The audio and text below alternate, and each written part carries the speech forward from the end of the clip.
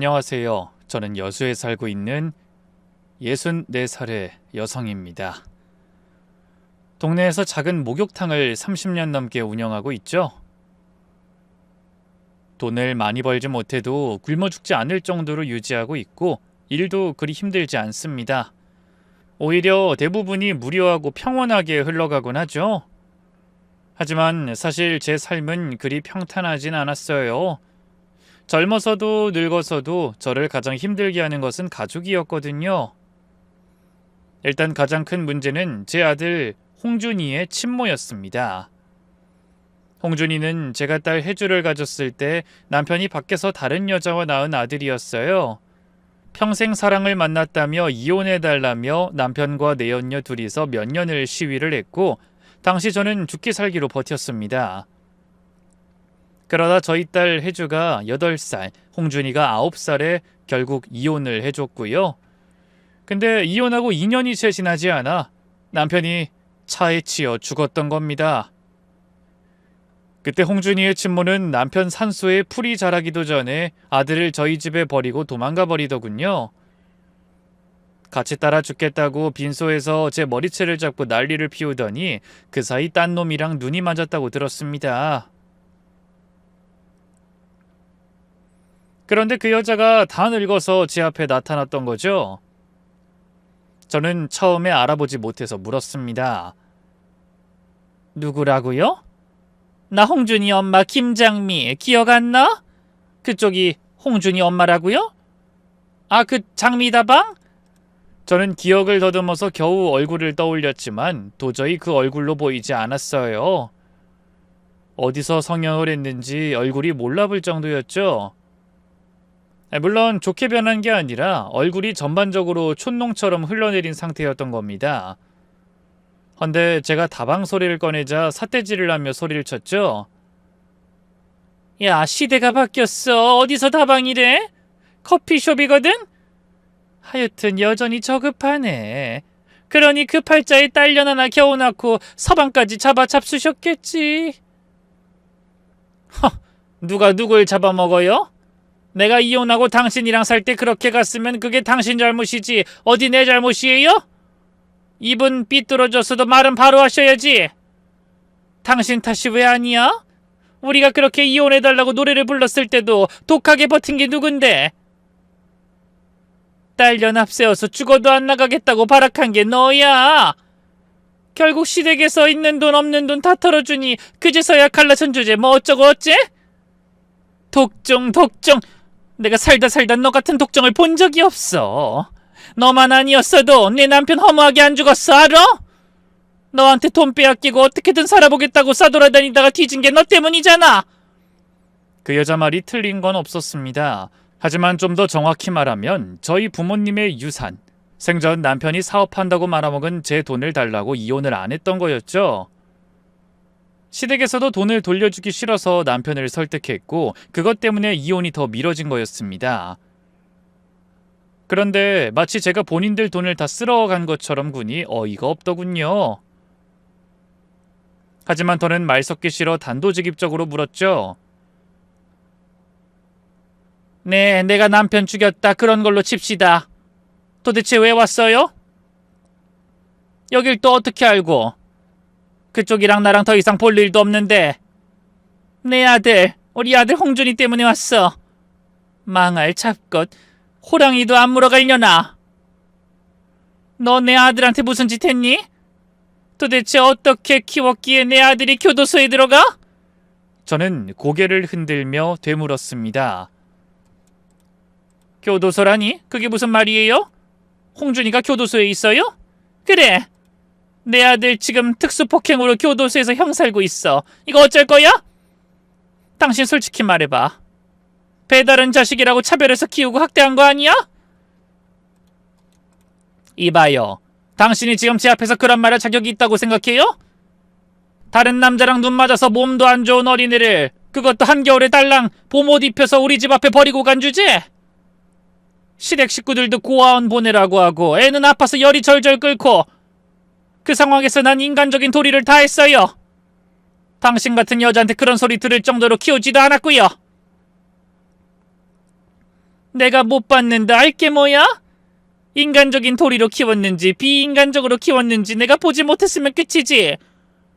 애들한테 함부로 하는 것들 겉으론 다 사람 좋은 척 하던데 애초에 나한테 이런 말 듣기 싫으면 잘 키웠어야지. 대학도 보내고 제대로 잘. 지금도 봐. 본인 아들인 척 하지만 어디 있는지도 모르잖아. 뻔뻔한 년. 그리고 자격. 내가 친모인데 자격 충분하지. 그래서 말하고 싶은 게 뭔데요? 교도소에 면회로도 같이 가자는 건가요? 미쳤어? 우리 아들이 그쪽은 꼴도 보기 싫어해. 근데 난 그냥은 못 넘어가겠더라. 우리 아들 그 꼴 된 거 보상받아야겠어서 이렇게 찾아온 거야. 멀쩡한 내 아들, 똑똑한 내 아들 고등학교 졸업도 안 시키고 깡패 만들었으면 그 책임은 지시라는 뜻이지. 이해했어? 뭐? 보상이요? 진짜 당신이란 여잔 어디까지가 바닥이에요? 그 여잔 대뜸 곡소리를 내며 저희 목욕탕 입구에 주저앉아 이렇게 소리를 쳤습니다. 아이고 불쌍한 내 아들. 얼마나 마음의 상처가 컸으면 커서 깡패가 됐을까. 이런 여자도 엄마라고 그간 모시고 살았는데 아들은 그 차디찬 옥살이하며 매일을 지옥처럼 살게 하고 엄마라는 게 뻔뻔하게 혼자 잘 먹고 잘 사네. 아이고 우리 아들 가여워 어째. 정말 미친 여자가 따로 없었습니다.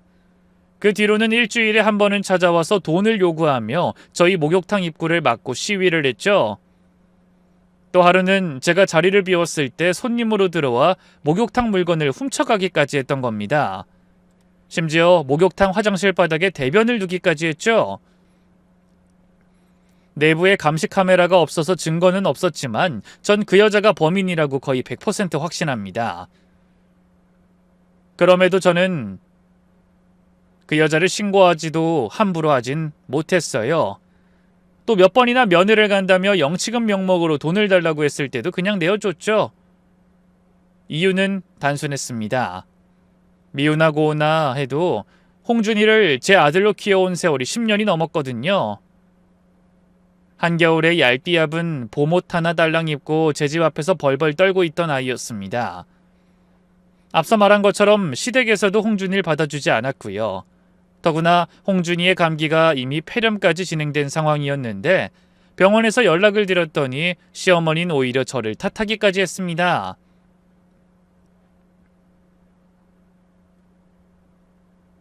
그러게 네가 아들 낳았어야지.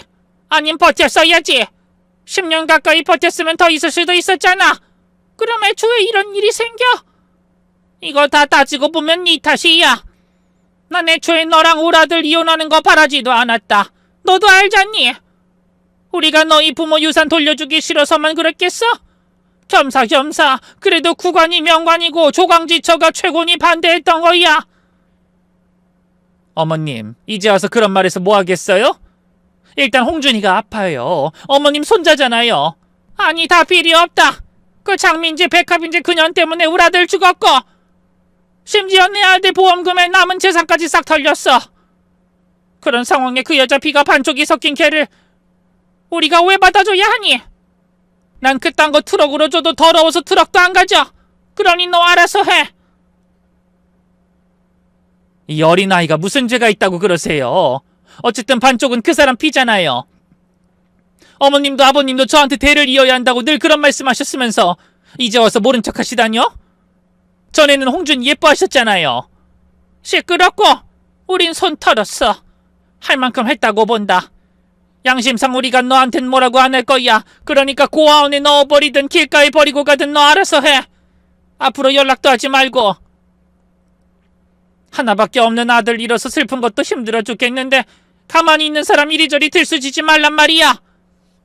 어머님, 혹여나 개죽더라도 나한테 연락 주지 마라. 할 거면 장민지 그년한테 해. 그거 송장도 치우기 싫으니까.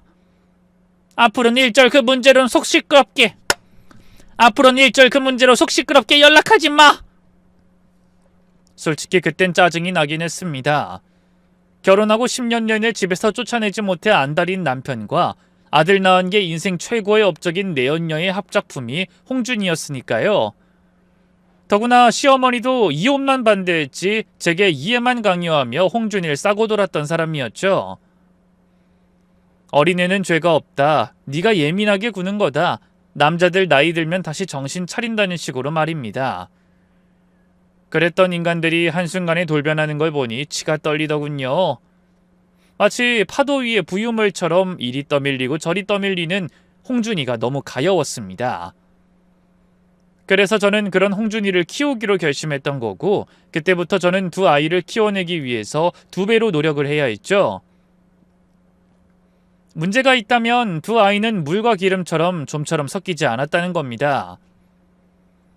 보통 밖에서 낳아온 자식이라고 하더라도 어릴 때부터 같이 자랐으면 모를까 서로가 어떤 존재인지 알기에 하루도 편안한 날이 없었죠. 머리가 좀 더 크니 가장 반발이 심했던 것은 딸 혜주였어요. 엄마, 저 새끼 그냥 지 엄마한테 가라고 해. 존나 짜증난다고. 혜주, 너 자꾸 이럴 거야? 오빠라고 몇 번을 말해. 지란이 말 똑바로 못해? 생일 몇 개월 차이 난다고 오빠야. 어이가 없네. 양심 있어야지. 엄마가 누구 때문에 이 고생을 하는데? 내가 누구 때문에 양보하는 건데? 혜주야, 너 정말 왜 그래? 저 새끼랑 용돈도 쪼개 가져야 하고 엄마 사랑까지 쪼개야 하는데 입장은 생각도 안 해? 내가 피해자야. 길 가는 사람 자꾸 물어봐. 누가 억울한지. 더구나 엄만 존심도 없어? 어떻게 아빠랑 다른 여자랑 낳은 자식을 거둬? 차라리 그럴 거면 길거리에서 개를 줍지 그래. 그건 귀엽기라도 하지. 나 솔직히 쟤 무섭고 싫고 소름 끼치고 끔찍하다고.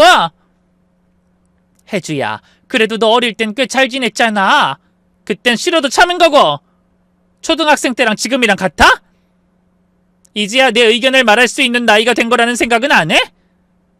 나도 여유롭게 좀 살고 싶어. 매번 치약을 앞에서 짜네 뒤에서 짜네 이런 소리 안 하면서 좀 평범하게. 휴대폰도 새 걸로 좀 바꾸고 엄마랑 쇼핑도 다니면서 살고 싶다고. 그게 잘못이야? 다른 애들은 다 그렇게 살아. 저는 그런 딸의 손을 잡으며 거의 애원했죠. 미안해. 그건 내 탓이야. 엄마가 못나서 그래. 엄마가 좀 더 일 많이 늘리고. 됐고, 저놈이나 내 눈앞에서 치워주라. 혜주야, 너 진짜 엄마한테 혼날래? 혼내. 근데 그거 알아? 솔직히 말해서 난 홍준이 저놈보다 엄마가 더 싫어. 할머니랑 아빠 그리고 그 여자한테 구박받은 것도 부족해서 그 집에서 싸고 들던 놈까지 끌고 온 게 더 싫다고. 홍준이 저놈이 사고치면 돈 물어주고 굽신거리고 비굴하고 구질구질해서 구역질이나. 난 엄마처럼은 절대로 안 살 거야. 절대로. 딸은 어린 시절 홍준이와 차별받으면서 큰 기억, 아버지란 존재의 부재로 인한 상처는 시간이 갈수록 더 커가는 듯 했습니다. 뿐만 아니라 홍준이가 고등학교에 올라가면서 부쩍 사고를 많이 쳤던 게 그 원인이 됐죠. 나쁜 친구들과 어울렸네, 잠깐의 실수였네 이런 말은 하지 않겠습니다. 홍준이가 그 원흉이었으니까요. 약한 애들을 괴롭히고 담배도 피우는 그런 불량한 학생이었어요. 그래서 제가 뒷수습을 하느라 손에 물이 마를 날이 없었기 때문이죠. 병원비에 합의금, 각종 기물 파손으로 인해서 한 달에 많게는 700만 원까지 나갔습니다. 때문에 저희 생활이 늘 허덕이었고 그런 이유로 딸은 홍준이만 보면 이를 갈았던 거죠. 그러다가 하루는 혜주와 홍준이가 크게 싸운 적이 있었어요. 제가 들어갔을 땐 이미 한바탕 하고 있었죠. 때려! 나도 때려! 한번 쳐봐 이 깡패 새끼야!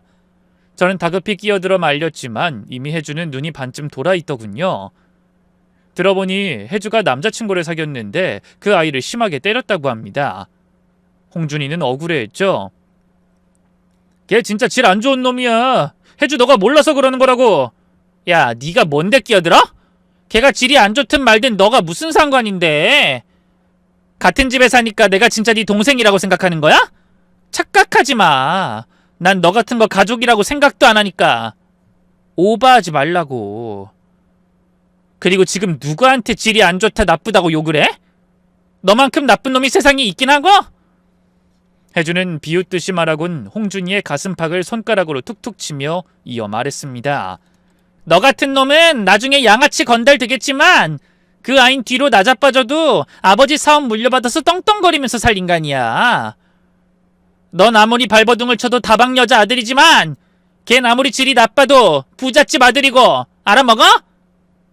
저는 듣다가 소리를 질렀죠. 혜주, 너 오빠한테 자꾸 함부로 말할 거야? 양아치라니, 건달이라니. 왜? 뭐 내가 틀린 말 했어? 엄마도 저 녀석 포기해. 뭐가 좋다고 아직도 끼고 있어? 쟤는 나쁜 길로 빠지면 깡패 되는 거고 좋은 길로 빠지면 배달 일이나 하게 될 인간이야. 엄마한테 아무 도움도 안 될 거고 내 앞길에도 걸림돌만 될 인간이라고. 김혜주! 저놈 때문에 구질구질 사는 거? 그래, 좋아. 가난한 거? 그거 어쩔 수 없다고 치자. 근데 우리 집에 범죄자 있는 건 차원이 달라. 이제까지 걷어주고 먹여줬으면 효도는 못해도 저렇게 사는 건 아니지. 양심이 있으면 제발 가출이라는 것도 좀 해. 나가서 혼자 좀 살라고. 그 일이 있고 얼마 후 홍준이는 정말 가출을 했습니다. 고등학교 졸업을 앞두고 있는 상태였는데 말이죠. 당연히 저는 백방으로 홍준이를 찾아 나섰어요. 홍준이의 친구 집에 연락도 하고 친구들에게 물어보러서 거의 7개월 만에 찾아낼 수 있었죠. 헌데 홍준이가 집으로 돌아가길 거부를 했던 겁니다. 돌아가세요. 아줌마랑 나랑은 무슨 사이도 아닌데 계속 내 친구들 불편하게 하지 말고 앞으로 찾을 생각도 찾아오지도 마시고요. 저 알아서 잘 살 테니까 앞으로 연락 마세요. 홍준아, 그게 무슨 말이야. 너 졸업은 해야지. 대학도 갈 수 있으면 엄마가 보내줄게. 제 말에 홍준이는 앞에 있던 식탁을 주먹으로 쾅 내려쳤죠. 엄마? 그쪽이 왜 제 엄마입니까? 저 친엄마 따로 있어요. 그러니까 엄마 행세하고 싶으면 친딸한테 가서 하세요. 저한테 질척거리지 마시고. 뭐 혹시 돈 필요해서 그래요? 돈 드릴까? 홍준아, 너 정말 왜 이래? 그때 혜주가 한 말 때문에 그런 거면 걔가 사춘기라서 감정적으로 많이 예민해진 상태라 그래. 걔도 진심은 아니야. 엄마가 잘못 가르쳐서 그래. 응? 필요 없어요. 제가 왜 상처를 받아요? 애초에 저도 내 가족이라고 생각한 적이 단 한 번도 없는데 그냥 어려서 당장 갈 곳 없어서 하숙집으로 생각했던 게 전부입니다. 근데 이젠 다르죠. 제 밥벌이 제가 알아서 하고 조만간 돈 모이면 제 친엄마 찾을 생각입니다. 됐어요?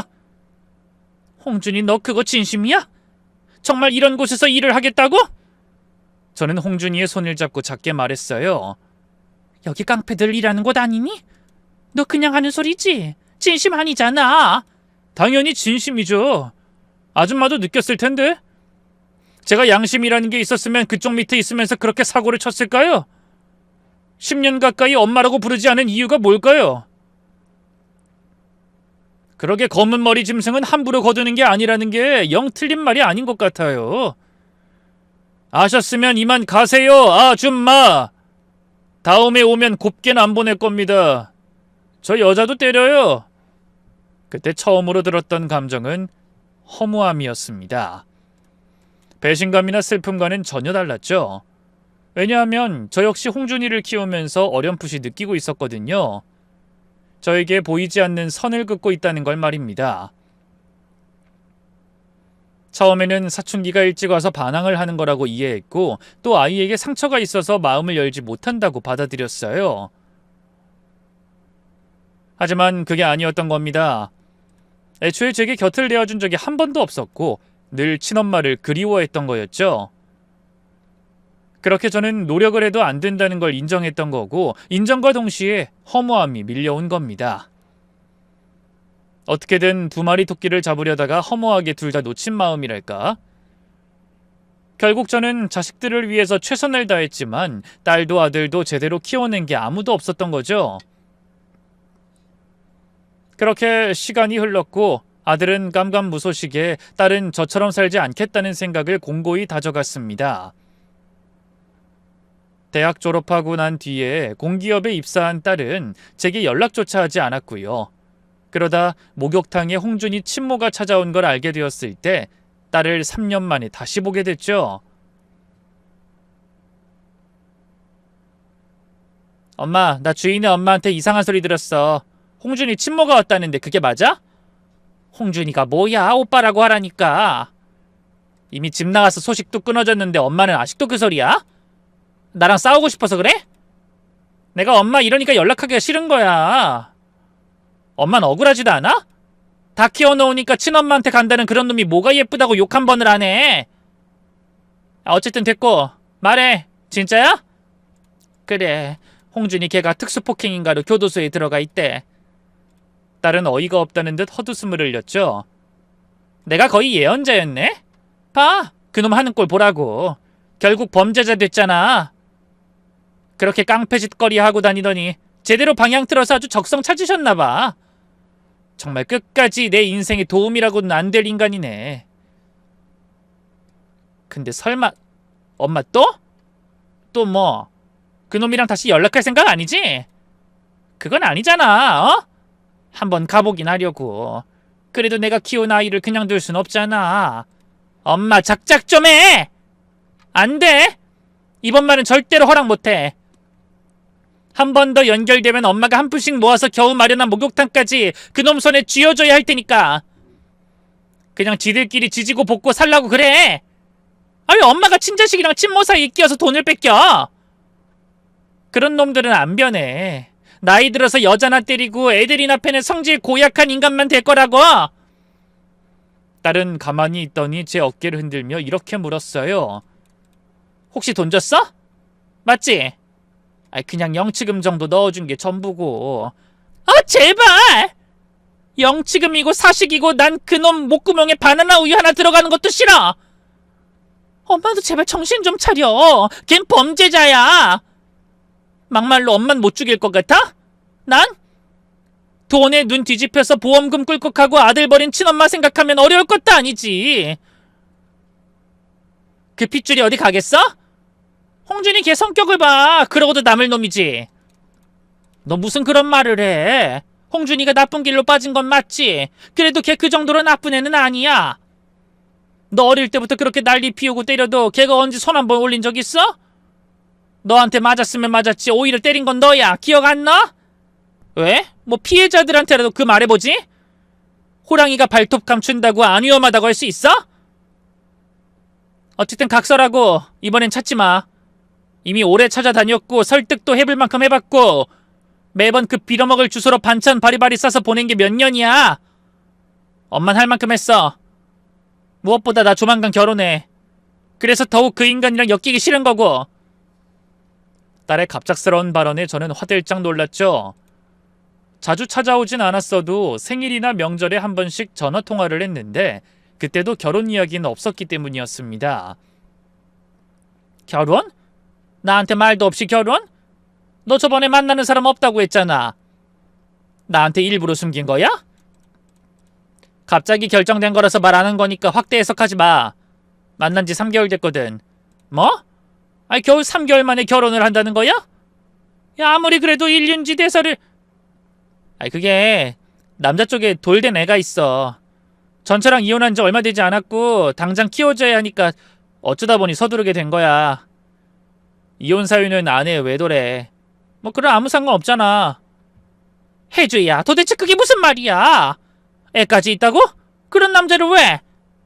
딸은 대꾸도 하기 싫다는 듯 눈을 가늘게 뜨고 무미건조하게 대답했습니다. 엄마도 밖에서 나온 자식 키웠으면서 왜 나한텐 그러지 말래? 비슷한 거야. 물론 차이는 좀 있지.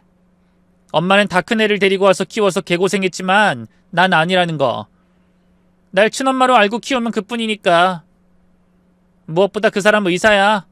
개원 앞둔 학문외과 의사. 의사? 그래.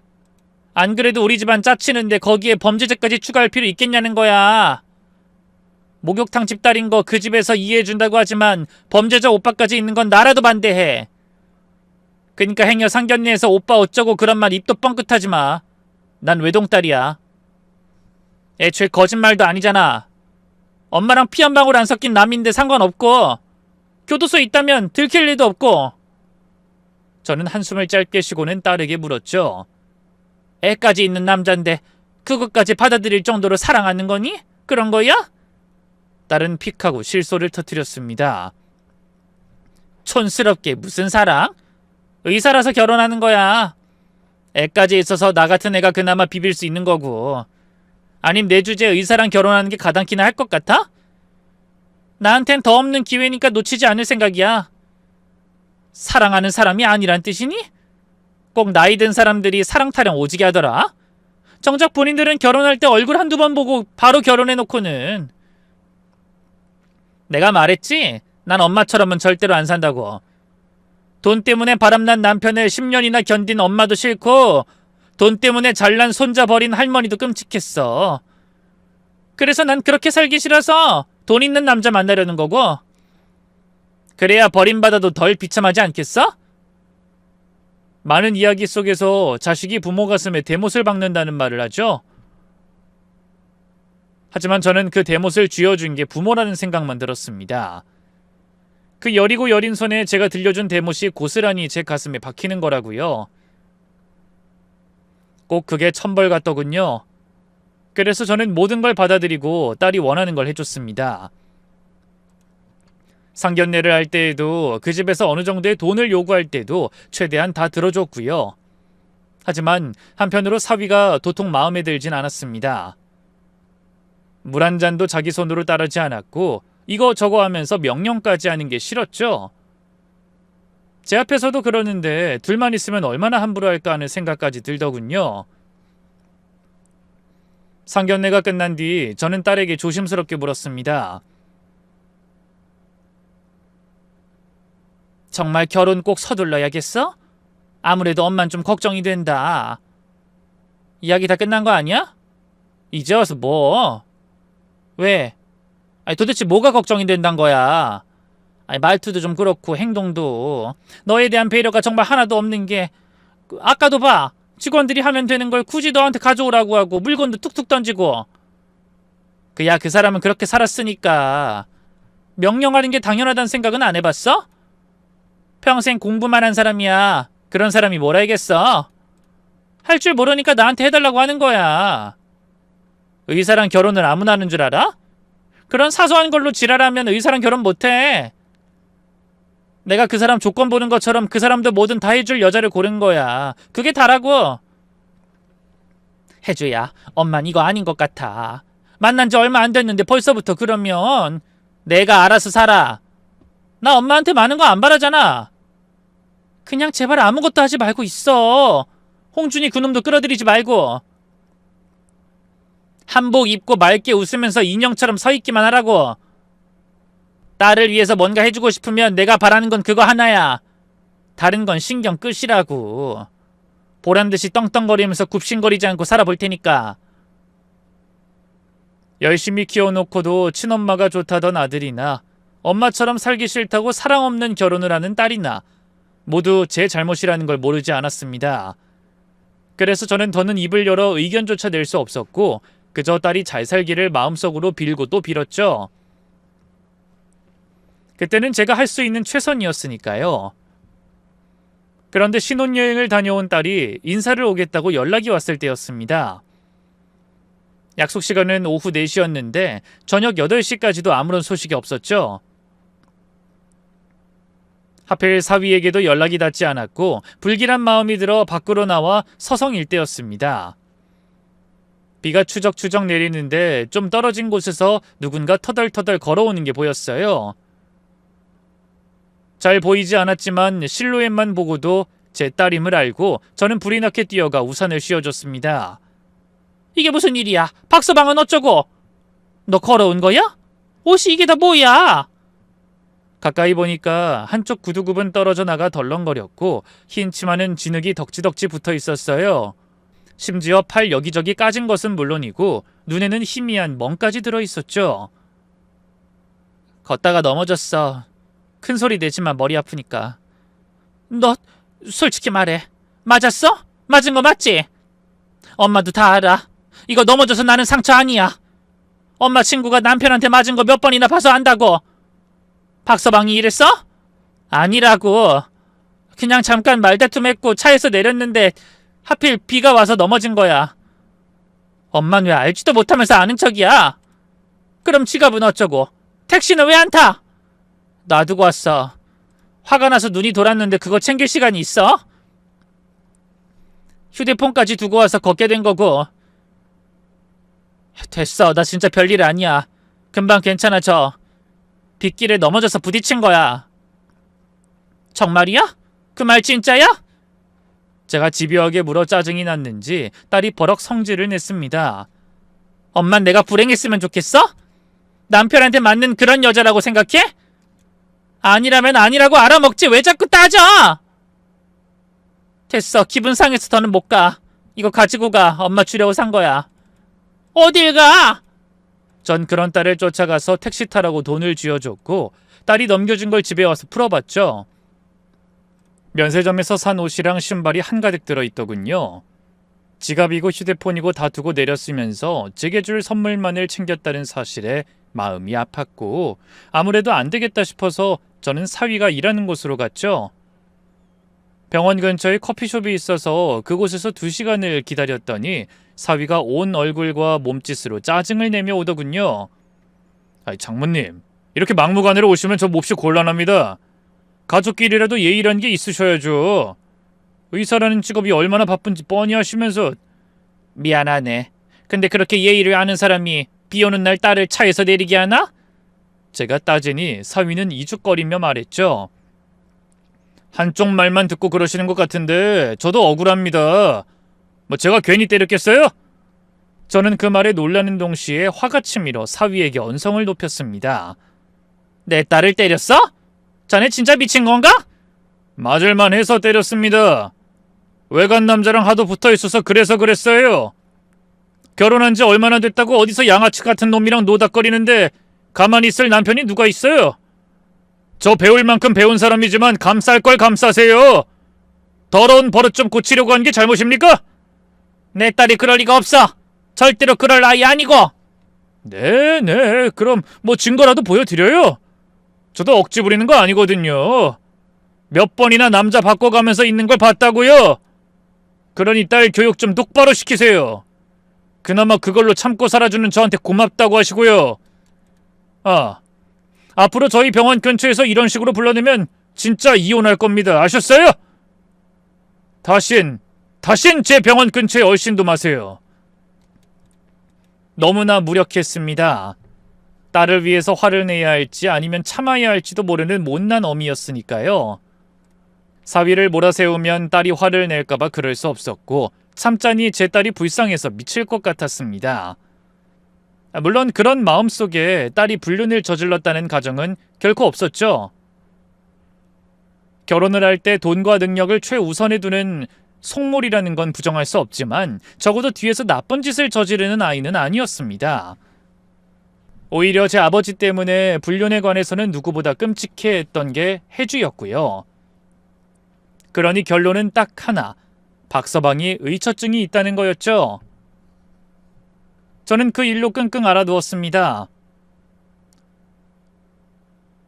우라가 치밀어 잠도 제대로 못 자고 끼니도 거르면서 속을 태우니 병이 나더군요. 감기인지 몸살인지 열이 절절 끓었는데도 목욕탕을 계속 닫을 수 없어 이튿날에 서둘러 목욕탕을 열었습니다. 그런데 하필이면 그날 아침 대바람부터 또다시 홍준이 친모가 목욕탕에 들이닥쳤죠. 이전에 영치금으로 돈 100만 원을 쥐어줘서 한동안 잠잠할 줄 알았는데 다시 또 뻔뻔하게 온 겁니다. 오늘이 무슨 날인지 알아? 우리 홍준이 출소하는 날이야. 가서 뭐라도 좀 먹여야겠는데 당장 있는 돈이 없으니 좀 달라고. 우리 홍준이 뭐라도 먹어야 할 거 아니야?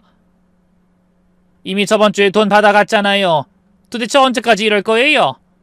내 아들 인생 망치고 그럼 넌 뜨뜻한 물에서 몸이나 찢으며 속편하게 살 줄 알았어? 절대 그렇게는 못 두지. 안 줘? 안 주면 나 여기 들어 눕는다? 옷이라도 다 벗고 누워줄까? 나 이제 잃을 거 없는 년이야. 잃을 거 없으니 무서울 것도 없고. 이봐요. 난 홍준이 엄마야. 엄만 이렇게 하는 거고. 당신도 내 아들 키웠으면 어느 정도는 희생을 했어야지. 난 평생 당신 저주할 거야. 알아?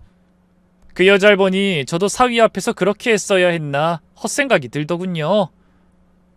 병원이고 의사고 깽판치고 내 딸이 아팠던 것처럼 똑같이 돌려줄 걸 후회도 됐죠.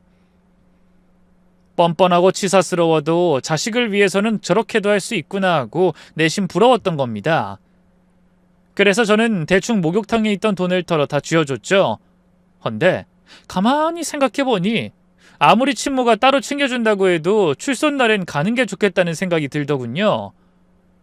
그래서 아는 분에게 목욕탕을 맡긴 후 시장에서 간 만든 두부를 싸가지고 교도소로 향했죠.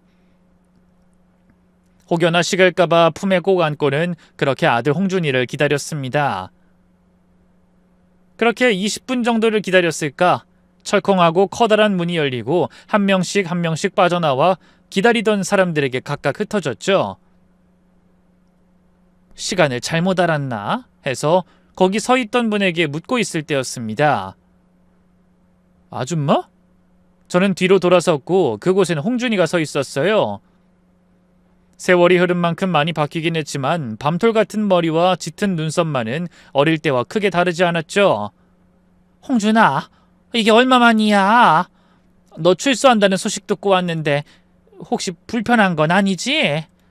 나 잠깐 이것만 주려고 온 거야. 다른 뜻은 없어. 저는 혹여나 화를 낼까봐 눈치를 살폈고 괜히 딴청을 피우며 말을 이었습니다. 근데 너희 어머니는 어디 계시니? 오늘 여기 온다는 소리 들었는데 벌써 만난 거야? 엄마? 그게 무슨 말이에요? 아줌마 우리 엄마랑 연락했어요? 그 여자가 아줌마를 찾아갔다고? 설마 돈 줬어요? 저는 대답 대신 눈을 피했는데 홍준인 제 어깨를 잡고 흔들며 되물었죠. 돈 줬냐고요? 너 영치금 그거 넣어준다고 좀... 이 말에 홍준이는 바들바들 떨면서 발까지 동동 구르더군요. 그걸 왜 줬냐며 노름하는 남자한테 퍼주려고 일부러 뜯어간 거라고 했죠. 심지어 자신이 교도소에 들어온 뒤에 딱 한 번 찾아온 게 전부였고 그마저도 돈 받으려는 목적이었다고 했습니다. 영치금은커녕 사식 한 번 넣은 적이 없었다고 했고요. 저도 그 말에 적잖이 충격을 받긴 했지만 금방 포기를 했죠. 뭐 어때? 이제라도 알았으면 됐지. 뭐요? 아줌마는 어쩜 사람이 이래요? 이렇게 물러서 어디에 써요? 나요? 나! 그간 사고치고 산 거 다 우리 엄마 지시받고 그런 거였어요. 알아요? 그게 무슨 말이니? 아들은 하늘을 보며 욕지기를 한바탕 내뱉더니 머리를 신경질적으로 긁었습니다. 엄마가 나 버릴 때 그랬거든요. 아줌마가 돈 다 빼돌려서 어쩔 수 없이 헤어지는 거라고. 그래서 나 버리는 거라고. 그 여자한테 복수를 좀 대신해달라고요. 그래서 내가 일부러 더 사고치고 아줌마 속 뒤집어 놓은 거라고요. 내가 그런 놈이라고요. 아들은 괴로워했어요. 아마 뒤늦게 진실을 알았던 모양이었죠. 하지만 저는 그런 아들을 100번 이해했습니다. 남편이 살아있을 때까지만 해도 홍준인 부모에게 아낌없는 사랑을 받았던 아이였으니까요. 제 눈치를 보긴 해도 시어머니는 홍준이를 늘 우선했고 친모 역시 마찬가지였습니다. 객관적으로 봐도 남자의 눈이 돌아 자식을 버릴 사람으로 보이진 않았어요. 하지만 저와 이혼하고 남편이 죽고 나서 모든 게 바뀐 거죠. 심지어 남편 빈소에서는 제 머리채를 잡았고 시어머니나 홍준이 친모는 습관처럼 제가 돈을 뜯어갔다는 말을 하곤 했었습니다. 그러니 홍준이 입장에서는 그걸 진짜라고 받아들였을 테고 제가 철전지 원수처럼 느껴졌을 것은 당연했어요. 어린 마음에 진실을 알고 얼마나 많이 힘들었을까 마음이 아팠습니다. 저는 물었죠. 언제 알았어? 그 사람이 말해준 거야? 아니요, 절대로 말 안 하죠. 그냥 알게 됐어요. 그냥? 그게 무슨 말이니? 살다 보니, 나이 먹다 보니. 깡패 생활 시작하고 나서 엄마 찾았을 때 엄만 자꾸자꾸 나한테 돈을 달라고 했거든요. 돈 바짝 벌어서 엄마랑 제대로 살아보려고 했던 거라서 조직생활 접는 게 제 목표였는데 매번 돈 이야기만 했죠. 그 일 그만두고 어디 공장이라도 가고 싶다고 말할 때마다 엄마는 고졸이 제대로 된 일에서 그 돈 못 번다고 그러셨고요. 근데 아줌마는 자꾸만 나한테 뭘 줘. 반찬이면 뭐면 싫다고 해도 자꾸 주잖아요. 근데 아무리 내가 못 배웠어도 내가 칼밥 먹고 사는 깡패 새끼라고 해도 모를 수가 있어요? 홍준인 쓰러지듯 제 앞에 무릎을 꿇었습니다. 죄송해요. 진짜 정말 너무 죄송해요. 제가 그때 철이 너무 없었어요. 저 때문에 돈도 잃고 엄마한테 또 빼앗기고. 제가 찾아줄게요. 다 갚고. 저는 그 아이에게 두부를 다시 들려줬죠. 그럼 됐다. 갚는다고 또 그 생활하면 나 다신 너 안 봐. 나 너한테 쓴 돈 아깝다 생각 안 했어. 그 여자한테 속아서 준 돈도 하나도 안 아깝고. 도대체 왜요? 제가 뭐라고요? 말도 안 듣고 사고만 치고 친자식도 아닌데. 너 키우면서 난 행복했거든. 그 정도면 오히려 모자라지. 이거 얼른 먹어. 저는 눈물 콧물 다 빼면서 두부를 먹는 아들의 곁을 지켰어요. 그리고 그런 아들과 택시를 탔습니다. 목적지를 말하려고 하는데 긴장이 풀려서 그런지 머리가 빙글 돌더군요. 시야는 흐릿해졌을 때 제가 손을 벌벌 떨던 것은 기억하고 있습니다. 그러다 제가 다시 눈을 떴을 때는 응급실이었죠. 지나가던 간호사가 깨어난 절 보고 다가와 물었어요. 환자분 정신 드셨어요? 쓰러지신 거 기억하세요? 혹시 어디 불편한 곳은 없으시고요? 머리가 아프다거나. 그건 없는데 제 아들이 여기 같이 왔는데 어디 있어요? 보호자분이요? 글쎄요, 아까까진 있으셨는데 화장실 가셨나? 환자분 일단 이 수액 다 맞으셔야 해요. 나중에 의사쌤이 오셔서 자세히 설명해 주실 거예요. 피 검사는 했는데 이왕이면 정밀 검사도 받으시면 좋고요. 보호자분 불러서 상의를 해보세요. 아셨죠? 의사는 제가 영양실조라고 했어요. 그것도 기아 상태에 가깝다며 하루 정도는 입원해서 치료를 받아보자고 했죠. 문제는 보호자였어요. 저는 주변을 둘러보다가 문득 그곳이 사위가 일하는 병원인 것을 발견했습니다. 환자복에 병원 이름이 아주 작게 쓰여 있었거든요. 바쁜 와중에 불쑥 찾아오는 거야 싫어할 수 있지만 보호자가 필요하다니 일단 전화를 먼저 했죠. 그런데 도통 전화를 받지 않았던 겁니다. 안타깝게 홍준이 번호는 몰랐고 혜주에게는 홍준이를 만났다는 것 때문에 차마 전화를 할 수가 없었어요. 그래서 수액을 다 맞은 뒤 저는 간호사에게 저희 사위가 어디에서 근무하는지 물어봤습니다. 네? 그런 분은 저희 병원에 안 계시는데요. 아니 여기서 분명 근무한다고 했어요. 그 항문외과 의사고. 아, 그 개원한다고 했으니 혹시 나갔나? 아, 내가 연락을 도통 해보질 못해서요. 그만둔 사람 중에 있을까요? 지금 전화를 안 받아서요. 죄송하지만 저희 시스템에는 그만두신 의사쌤들 이름도 다 있어요. 두들겨 보면 바로 나오는데 그 이름은 없다는 거예요. 뭐 같은 이름인 사람은 한 명 있네요. 근데 그분은 의사쌤이 아니라 간호사인데 혹시 착각하신 거 아닌가요? 순간 뭔가 불길한 예감이 머릿속을 스쳤습니다. 상견례를 할 당시 개원을 앞두고 있어 돈이 없다고 한 게 가장 먼저 떠올랐어요. 결혼식은 모두 제 딸이 준비하게 했고 심지어 전세자금 역시도 제 딸이 저축한 돈이었죠.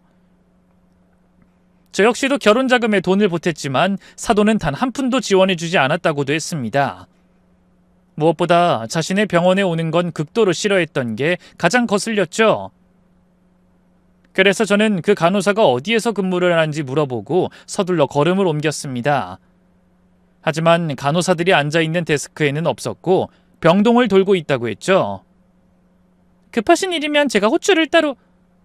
아니, 일단 저 따라오세요.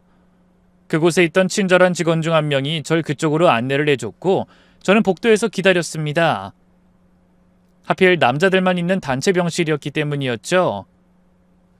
일이 끝나면 확실히 할 수 있겠지 하며 마른 침을 삼키며 서 있었어요. 그런데 병실 안쪽에서 쿵 넘어지는 소리와 동시에 짝 하는 소리가 들렸고 이내 외마디 비명까지 들리는 겁니다. 그래서 작은 유리문으로 들여다봤는데 경악스러운 장면이 보였죠. 홍준이? 박서방? 홍준이는 사위의 입에다가 하얀 천 같은 걸 쑤셔넣고 있었고 도망가지 못하게 한쪽 팔로 목을 휘어감고 있었습니다. 저는 너무 놀라서 뒤로 넘어졌다가 겨우 정신을 차리고 안으로 들어섰죠. 제가 들어서니 그 안엔 3명의 남자 환자들이 각자 침대에서 얼어붙어 있었습니다. 홍준아, 안 돼! 그러지 마! 저는 황급히 달려가 홍준이를 떨어뜨린 뒤 사위를 부축했어요. 자네 괜찮아? 입에 이건 뭐야? 입에서 빼낸 것은 다름 아닌 양말 덩어리였죠. 입술은 터져 있고 한쪽 눈은 부풀어 오르고 있었습니다. 막 출소한 홍준이가 친 사고에 심장이 조이는 듯 아팠지만 어떻게든 수습하려고 최대한 살갑게 다독이기 시작했죠. 자네 놀랐겠지만 일단 흥분하지 말고. 제가 흥분 안 하게 생겼어요? 쟤 뭐야? 뭔데 날 때려? 설마 해주 숨겨둔 뭐라도 되는 거야? 더럽고 천박하게 이 남자 저 남자랑 말 섞을 때 이상하다고 생각했는데. 아닐세, 쟤는 해주 오빠야. 사정이 있어서 그땐 설명 못했는데. 뭐요? 오빠? 기가 차서. 뭐 오빠면 날 이렇게 만들어도 돼? 아이씨, 이빨도 흔들려. 뭐 저런 깡패가 다 있어. 나 고소할 거고 민사 형사 다 처리할 거니까 그렇게 알아두세요. 직장까지 와서 날 죽이려고 했다고? 저 깡패가. 이건 살인미수야, 살인미수. 이때 제 아들이 사위의 멱살을 한 손으로 틀어지고는 일으키며 말했죠. 의사라고 속이고 내 동생 피 쪽좀 빨아먹은 거, 해주 얼굴에 손댄 건 어쩔 건데? 살인미수? 어정쩡하게 미수로 내가 들어갈 것 같아? 나야 인생 어차피 막장이야. 잃을 게 없는 놈이 얼마나 무서운지 내가 알려줄게. 너 같은 건 약한 여자한테만 손대지만 난 그런 놈들을 손봐주는 사람이거든. 아가리 여물어! 아들은 그 말과 동시에 팔을 걷었고 거기에는 엄청난 문신이 숨겨져 있었습니다. 살색이 거의 보이지 않을 정도로 빽빽하게 온갖 짐승들이 다 그려져 있었죠. 사위의 눈도 2배는 커졌고 그 장면을 보던 아저씨들은 씩 웃었습니다. 마치 심심하고 무료한 일상에 재밌는 걸 발견한 사람들처럼 오히려 더 집중해서 보기 시작했죠. 저는 서둘러서 그 팔을 옷으로 가리고는 아들을 말렸습니다. 그만하라고. 더는 사고치면 안 된다고 하면서요. 홍준아, 제발 이 엄마 봐서라도 그만해. 근데 아들은 확고하게 고개를 저었죠. 저런 놈들은 맞아야 정신 차려요. 해주 때린 저 손목을 꺾어서 병신을 만들어야 내가 교도소 가서도 2발 벗고 잘 것 같으니까 제발 그냥 못 본 척 해주세요. 저 이미 전부터 계획했던 거예요. 내 친구들 보내서 해주 주변에 풀어놓은 게 나니까. 그게 무슨 소리야? 저놈이 해주 한두 번 손댄 줄 알아요? 간호사라면서 그 전부터 의사라고 속이고 여자들 여럿 등쳐먹은 거, 가정폭력으로 신고당한 것도 진즉에 뒷조사로 알았다고요. 그래서 내가 친구들 풀어막았던 거예요. 저놈이 해주 주변에 남자 있다고 난리친 것도 그것 때문이고. 그 말에 사위는 비웃으며 말했습니다. 오호라, 너였어? 그래, 어쩐지 상판들이 다 양아치다 싶더라니. 근데 어쩌나? 집에선 그 누구도 보호를 안 해주는데. 그래서 나 그냥 막 때렸어. 그건 몰랐지? 오히려 그 보호한답시고 남자들 풀어서 당신 동생이 더 맞은 거야. 너 때문에. 그 말에 제가 뺨을 때리려고 손을 들었지만 사위는 제 팔을 맞고는 뿌리쳤죠. 장모님, 작작 좀 하세요. 이미 끝났는데 뭘 따져? 아이, 그래요. 나 의사라고 구라치고 이빨 좀 털었어요. 근데 거기에 홀랑 넘어가서 돈이고 뭐고 막 퍼준 게 당신 딸년이야. 내 잘못도 있지만 명함 하나 보고 불나방처럼 달려든 천박한 여자를 받아줘서 감사한 줄 알아야지. 하여튼 한국 여자들 대부분이 의사라면 똥치를 해도 끌어안고 살 골빈 것들 뿐이라니까. 순간 홍준이는 스프링처럼 튀어나갔고 그대로 사위는 바닥에 내려 꽂혔습니다. 너무 빨라서 보이지 않을 정도였는데 사위는 충격이 컸는지 바닥에서 숨을 깔딱거렸죠. 문제는 그 다음 순간 병실 문이 열리며 해주가 들어왔다는 거였어요. 사위는 해주를 발견하고는 일어나서 경찰 불러라, 의사 불러라 명령조로 소리를 질렀습니다. 저는 그 말에 안절부절 못했는데 딸은 문을 꼭 닫고는 빠르게 걸어오더니 바닥에 있던 양말을 그대로 사위의 입에 쑤셔 넣었죠. 당신 어설프게 경찰에 폭행이니 뭐니 신고만 해. 그럼 나도 너 폭행으로 걸 거야. 나 너한테 맞은 증거 다 가지고 있고 병원 기록까지 차근차근 다 준비한 상태야. 사기 결혼으로도 신고할 거고 그간 나한테서 가지고 간 돈도 돌려받을 거야. 알았니? 사위는 양말 때문에 대답은 못했지만 절대로 싫다는 표현을 했죠. 그러자 제 딸이 머리를 몇 대 연속으로 때렸습니다. 그리곤 멱살을 잡곤 이렇게 말했죠. 병원에서 잘리는 건 물론이고 여자나 때릴 줄 아는 그 허약한 몸으로 교도소로 들어가면 그땐 안전할 수 있을까? 잘 생각해봐. 홍준이는 그 미래를 보여주듯이 자신의 문신을 다시 과시했고 사위는 결국 울먹거리며 고개를 끄덕였습니다. 심지어 주변에 있던 사람들도 울먹이는 사위에게 한마디씩 했죠. 난 아무것도 못 봤어. 나한테 증인해달라고 하지 마. 왜 나도요. 그냥 혼자 가다가 넘어졌잖아요. 그쵸? 아우 여자를 때린 놈들은 상종을 말아야 하는데 저것도 간호사라고. 아유 모두가 저희 편을 들어줬습니다. 상황이 얼추 정리된 후에도 오히려 저희를 응원해주기까지 했고요. 다행히 사위도 자신이 불리하다는 걸 알았는지 신고는 하지 않았습니다. 순순히 돈까지 돌려주고 혼인 취소 소송에서도 모든 걸 인정했죠. 그도 그럴 게 돈을 돌려받을 때나 협의를 할 때 제 아들 홍준이를 늘 대동하고 다녔거든요. 그 시간 덕분인지 둘은 이전보다 훨씬 가까워졌습니다. 하루는 딸이 식사 중에 갑자기 그러더군요. 야, 너는 왜 우리 엄마한테 자꾸 아줌마래? 왜? 뭐 친모한테 또 가려고? 가출하려고? 그 나이 먹어서 집도 나가면 그땐 가출로 치지도 않아. 알지? 그땐 국물도 없이 나가리야 나가리. 저는 또 딸이 막말할까봐 한숨을 푹 쉬었는데 홍준이가 이랬죠. 엄마라고 부를 테니까 너도 오빠라고 좀 해라.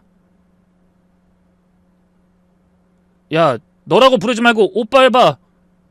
딸은 치 하며 입술을 삐죽거렸지만 결국 아주 작게 말했죠.